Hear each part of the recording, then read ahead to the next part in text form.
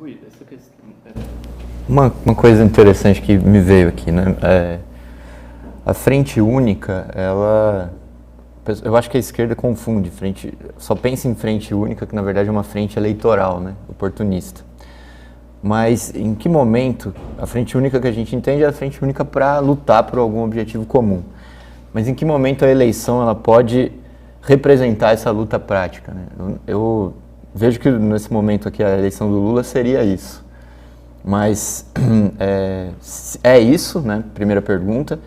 E se sim, quais seriam outros exemplos históricos de um partido revolucionário que chamou votos num partido reformista, entendendo que isso daí seria um chamado a uma frente única da classe operária? Olha, na Terceira Internacional ninguém cogitava, até mesmo na Segunda Internacional, ninguém cogitava a ideia de uma frente única eleitoral. Isso aí não faz sentido nenhum. Tá?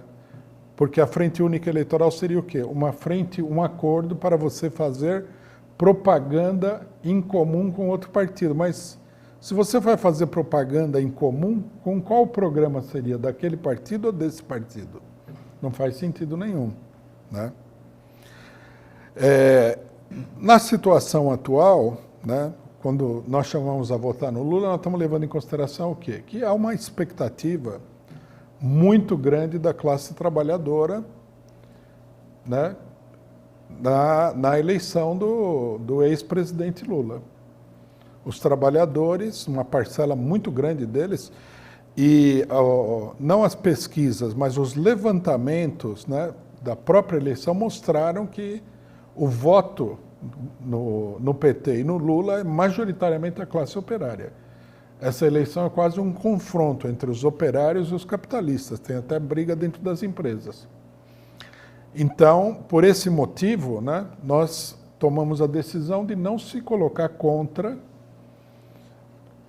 e se colocar a favor da candidatura do Lula, porque nós achamos que a expectativa da classe operária nesse caso é muito grande.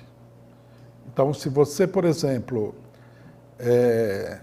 falasse que não vai votar no Lula, etc. e tal, você estaria se afastando, né, de um movimento real da classe trabalhadora, que nas eleições em si não tem importância ficar isolado nas eleições, mas que depois das eleições vai ter muita importância. Né? Agora, o caso Lula é um caso excepcional. Né?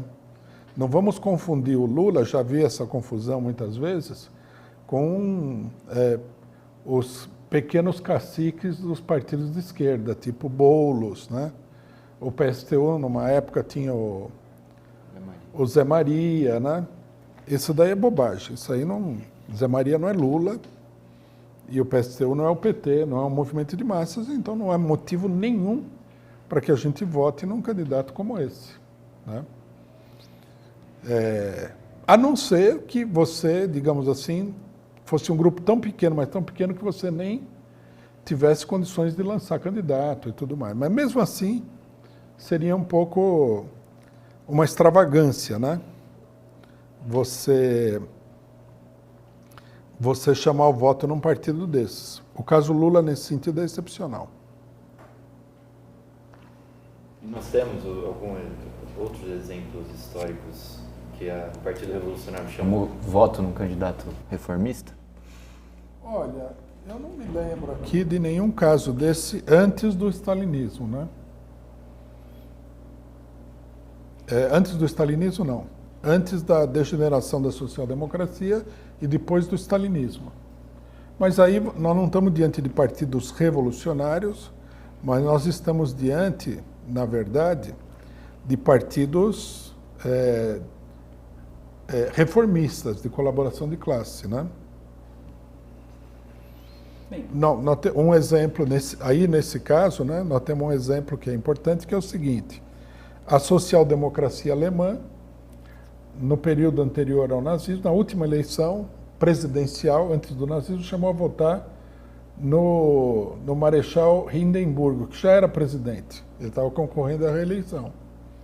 Por quê? Porque, supostamente, o Hindenburg seria o homem civilizado, o homem não fascista, etc. e tal, que era uma papagaiada, uma coisa absurda, né, do Partido Social Democrata. Muita gente pensa que o que fracassou na luta contra o nazismo foi a ausência de uma frente única eleitoral. Não, não foi isso. Foi a ausência da frente única prática.